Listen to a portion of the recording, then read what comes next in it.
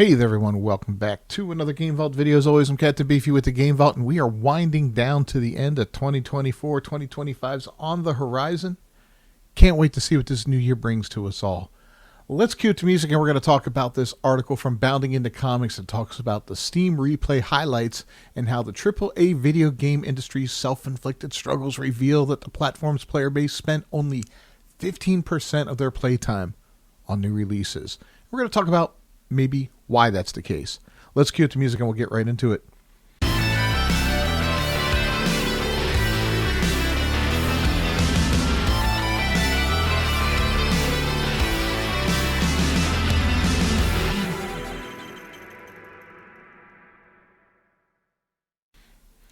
Right, so it says, to the surprise of absolutely no one, it appears that 2024 was an absolutely abysmal year for the AAA video game industry, as a new Steam data point has revealed the shocking reality that very few players are interested in playing modern titles.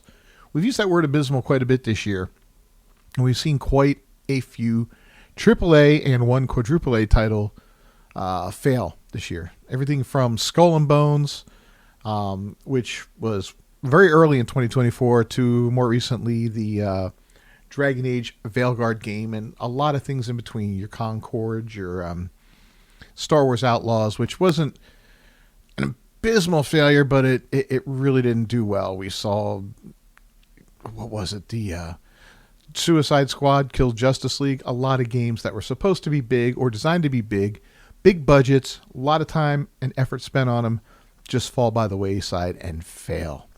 Every year, Valve provides Steam players with their very own Steam Replay, an annual review of their personal platform usage, which reveals a variety of statistics, such as how many total games they played, how many achievements they unlocked, and which game they spent the most time in.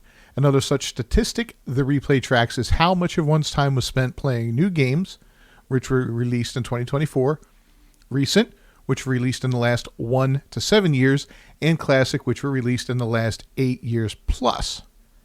Now, in presenting this information, Steam also provides players with platform's average, thus allowing them to compare and contrast their own performance with other players.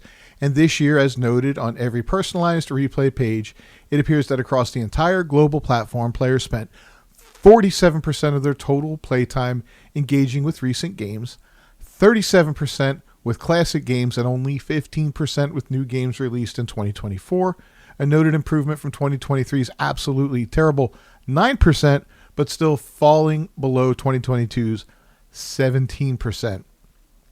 That's interesting. I didn't know these numbers were so bad. You would think with all these big games being released year to year, and all the hype around them, that there would be some more people playing brand new games, right? This is something else. 2023 was not a good year. Now, 2024 is bad, but there were some games that did very, very well. I mean, Game Science, China's that released Black Myth Wukong, that amazing game that had 2.4 million concurrent players on Steam.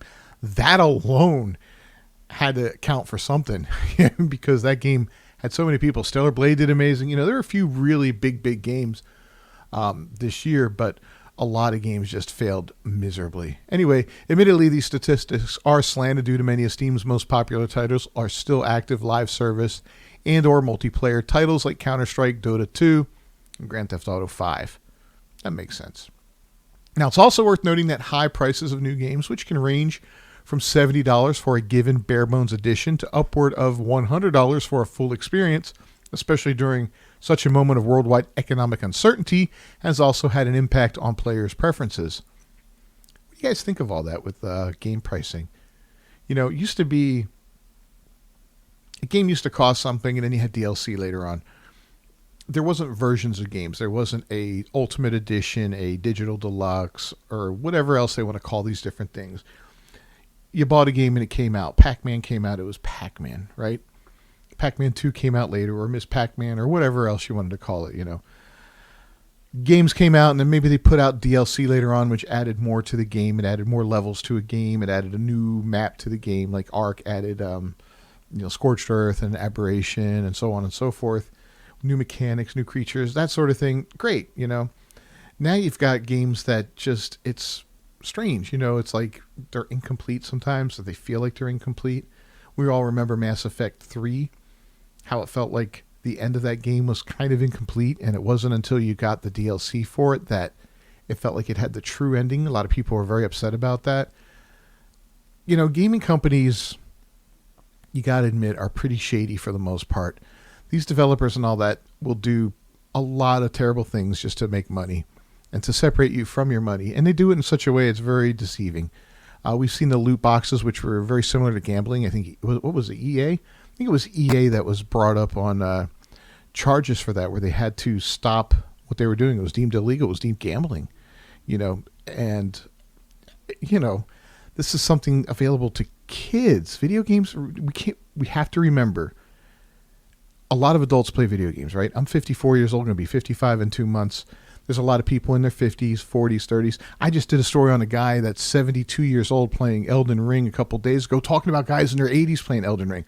So the age range goes up there, but it goes all the way down to, I've got a 12-year-old in the house that loves video games, right?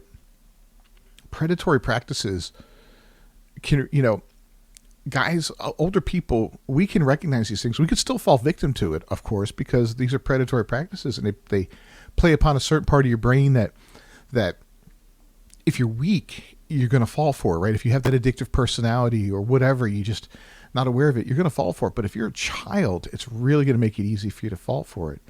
And if you're a child that somehow has access to a parent's credit card or something like that, we've all heard the stories where kids rack up big bills on Roblox bucks or something like that on their parents' credit cards and all that. I mean, oof, it's despicable. Not that the Roblox bucks are predatory by nature, but still, any game with in-game currency and all that it's just all these different kinds of ways these guys want to make money off of you. And some of them are a lot less savory than others, but all of them are kind of, in my book, somewhat unsavory. But anyway, back to the story here.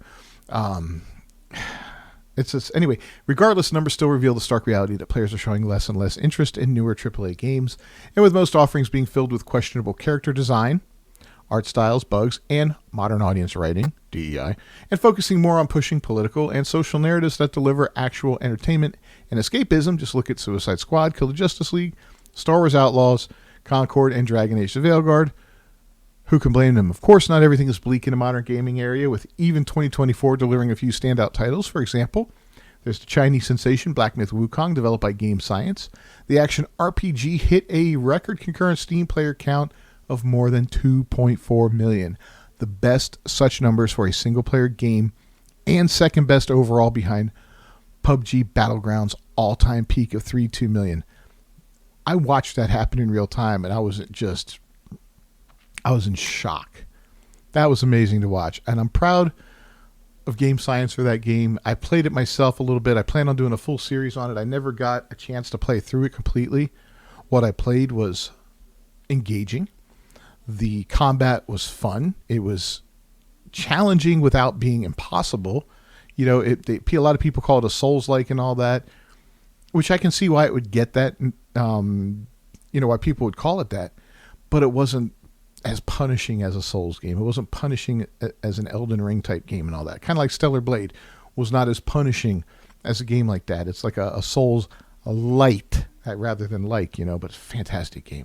Anyway, another gem was Pocket Pair's Pal World, which saw a peak player count, say that fast, of 2.1 million as players flocked to its open world monster hunting mechanics, many of them seeking an upgrade to Nintendo's stale Pokemon outings. I'm playing this one as well, and let me tell you, I never played Pokemon, never had any interest in it. And I love, love, love this game. It's so much fun. I call it Arc Light. It's kind of like anyway, if you play Arc and you play this, you know what I'm saying. But it's as if these numbers weren't enough to convince one of the game's successes. Palworld has since gone on to see a patent infringement lawsuit from Nintendo and an official collaboration with Terraria. They just released a big upgrade or an update to it. It's fantastic, made the game even better than it was before. New mechanics, new pals, a new island, all kinds of great stuff in it. Further, coming in right under the wire for the 2024 calendar year was Marvel Rivals, the newly launched Marvel Comics-themed hero shooter from NetEase. I think this is another Chinese company. And this is a live service game in a time when live service game after live service game hits the ground and dies instantly. These guys are rocking it, man. Filled with fresh takes on the genre's gameplay, a roster of well-translated and recognizable characters, and a vibrant art style that treats both its environments and character models with the utmost care to the source material, Marvel Rivals has spent the 22 days since its release firmly planted in Steam's top 10 most played games with a regular player count over 200,000. That's crazy. Of course, now these examples, which interestingly enough all come from East Asian developers, it's all China and it's all South Korea, are the exceptions rather than the rule. Everything else that came out this year was pretty much DOA, man. It was absolutely crazy. But at the end of the day, or the year, the numbers ultimately show that players are just simply uninterested in what video game industry's biggest names are putting out. And considering the enormous budget they're giving their flops, said studios may need to do a massive course correction or otherwise face the possibility of closing their doors for good. We've been talking a lot about this on this channel. A lot of people have been talking in the comments about it as well. We've got to stop thinking, like somebody mentioned in a video, or one of my recent videos, that we have to stop looking at when a game's coming out from a studio as, hey, this is coming out from the studio that brought us this game, and start looking at it as, hey, this game is being brought to you from the director that brought us this game, because it's going to be a more accurate representation of the game. Because 10, 15 years ago, a studio could have brought us the most amazing game in the world. Something like a BioWare type studio that brought us some great old Dragon Age games and some fantastic, what do you call games? Oh my God, I can't think right now. Mass Effect, right? You know, great games, classic games, beloved franchises and all that. And now they just released Dragon Age the Veilguard, which was a steaming pile of crap, right? They can't continue to advertise the fact that, you know, this is the same company that brought you Mass Effect 1 and 2. This is the same company that brought you Dragon Age Origins, because it's not. Okay? The people that work there are gone. CD Projekt Red, we just did a story yesterday, I believe it was. A lot of the guys that worked on The Witcher 3 are gone. A lot of people that have worked, you know, on these big projects that they've done in the past, they're gone. They've been replaced. Who's working there now? We're going to have to wait and find out. But these guys have moved on and they've opened their own studios and they're doing new stuff. These are the guys we want to follow. These are the guys we want to keep our eyes open for. These are the guys, when they put out new games, we want to buy their games and try them out, because they're going to be putting out the bangers, while companies like CD Projekt Red, who are in the process of hiring activists and losing their best talent, are going to be putting out stink bombs. Anyway, leave a comment down below. Let me know what you think of this article. I think this is a fantastic article. I think it really sums up 2024 in a nutshell. Don't forget to subscribe to the channel. Ring that bell for notification. And as always, a like on the video is a huge, huge help. I hope you all have a great 2025. It's coming up on us faster than you can imagine. I'll see you guys next time. Until then, peace.